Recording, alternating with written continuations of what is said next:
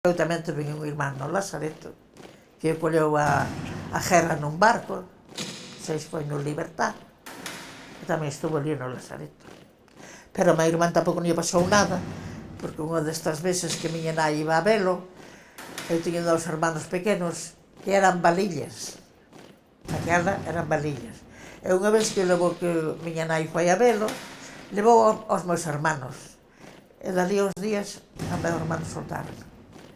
Pero o meu hermano contaba que había presos políticos que os mataron, que os botaron ao mar, e contaba que de noite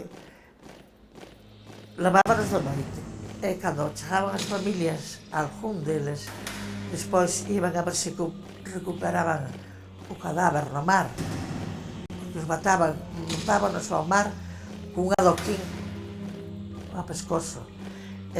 Segundo dixo meu hermano, chegaron os busos abaixo para buscar esa persona, saleu para arriba pitando con medo, que estaban coa cabeza para abaixo e cas pernas para arriba.